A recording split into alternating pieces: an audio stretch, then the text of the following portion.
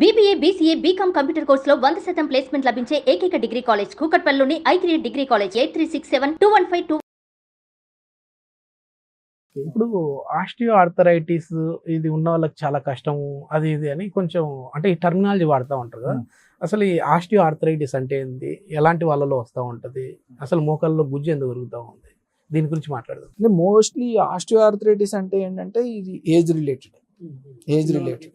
చిన్న వాళ్ళకి చాలా తక్కువ అండి. చిన్న వాళ్ళలో చూసేది మనం ఇందాక అనుకున్నట్టు ఓవర్ వెయిట్ వల్ల కొంచెం పటెల్ల మోచ వెనకాల డీజనరేటివ్ చేంజెస్ అంటాం, అది వేరు కాండ్రోమలేషియా అంటాం.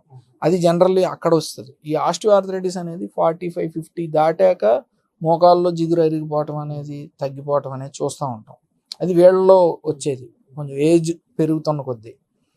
ఆ టెర్మినాలజీ ఆస్టియో ఆర్థరైటిస్. ఇందులో కూడా గ్రేడ్ 1 నుంచి గ్రేడ్ 4 వరకు ఉంటాయి.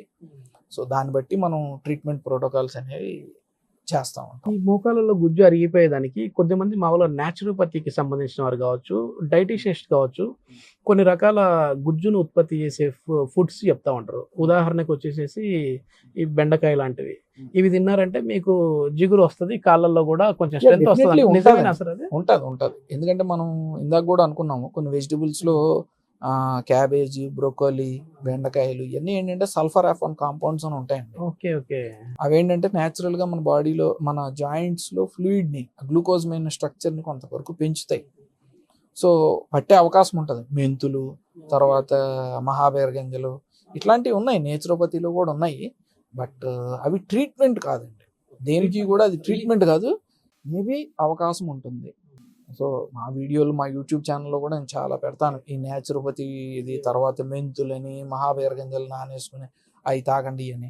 Everything is not treatment, home remedies అంతే. Home remedies. ఓకే. పని చేస్తే మన అదృష్టం, పని చేయకపోతే నెక్స్ట్ దాన్ని ట్రై చేయడం. సరే, ఇప్పుడు మనం పని చేయలేదు, హాస్పిటల్కి వచ్చేసాము. చాలా మంది సర్జరీ అంటే భయపడతా ఉంటారు. అందులో ఇప్పుడు టెక్నాలజీ బాగా పెరిగిపోయింది. రోబోట్స్ తో సర్జరీలు అంటా ఉన్నారు, ఏఐ వచ్చేసింది. సో అసలు రోబోటిక్ సర్జరీ అంటే ఏంటి, అది రోబో చేస్తుందా, మనుషులు చేస్తారా, దానికి నార్మల్ సర్జన్ చేసేదానికి అంటే మనిషికి మనిషికి మధ్య డిఫరెన్స్ ఏంటి, ఎవరు చేస్తే బాగుంటుంది సర్జరీ? అంటే ప్రస్తుతం మనం ఇది యాక్చువల్లీ ఆర్టిఫిషియల్ ఇంటెలిజెన్స్ కూడా, రోబోటిక్ టెక్నాలజీ కూడా ఎవల్యూషన్ లో ఉందండి. అంటే ఏంటంటే కంప్లీట్ గా రోబోట్ మనిషిని టేక్ ఓవర్ చేసుకోవాలి, ఇది మనం ఒప్పుకోవాలి. ఇంకా యాజ్ ఆఫ్ నో, మేబీ ఒక 20-30 సంవత్సరాల తర్వాత డాక్టర్స్ తో పని ఉండదేమో, అది నాకు తెలియదు. కానీ బట్ యాజ్ ఆఫ్ నౌ ఈ రోబోటిక్, ఆర్టిఫిషియల్ ఇంటెలిజెన్స్ ఇదంతా ఏంటంటే ఒక డాక్టర్ అంటే ఒక మనిషి చేసే పనిని ఇంకా ఉపయోగపడుతుంది. ఓకే. సో ఏంటంటే ఇక్కడ ఈ రోబోటిక్ టెక్నాలజీతో మనం నీ రీప్లేస్మెంట్ అనేది మనం డిస్కస్ చేసాం అనుకోండి. ఉదాహరణకి ఇందులో ఏం జరుగుతుందంటే బేసిక్ సర్జికల్ ఇన్సిషన్ మనమే ఇవ్వాలి, డిసెక్షన్ మనమే చేయాలి, అంటే డాక్టర్ చేయాలి. ఇదంతా చేసిన తర్వాత రోబో అనేది మనని ఆ కట్స్ తీసుకోవటానికి, సర్జరీ ఎలా ఇంకా పర్ఫెక్షన్, ఆ బ్యాలెన్సింగ్ టెక్నిక్స్ అది చేయడానికి ప్రెసిషన్ ఇస్తుంది. పర్ఫెక్ట్ ఎంత కట్ అవ్వాలో అంత కట్ అవ్వడానికి మనకు ప్రెసిషన్ ఇస్తుంది. మనం ఏదన్నా ఒకవేళ డాక్టర్ ఎక్కడన్నా తప్పు వెళ్తున్నా సరే అది ఆఫ్ చేస్తుంది. సో ఇట్ ఈస్ ఆల్ ఖచ్చితత్వాన్ని మనకి తెలియజేయడానికి రోబోటిక్ టెక్నాలజీ అనేది ఉంది. It is not to replace it. డాక్టర్ని కంప్లీట్గా పక్కకు దూసేసి పేషెంట్ని హ్యాండిల్ చేయడానికి కాదు. అండ్ యాజ్ ఆఫ్ నౌ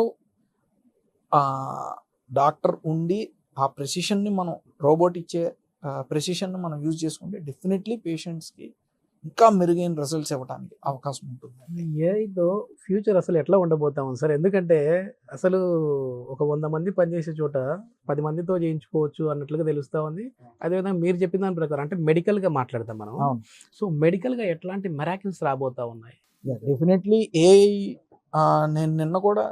మొన్న నేను ఏదో వెకేషన్కి వెళ్తే బుక్స్ చదువుతానండి. ఈ future trends in health care అందులో ఏంటంటే ఈ artificial intelligence definitely it is going to play big role.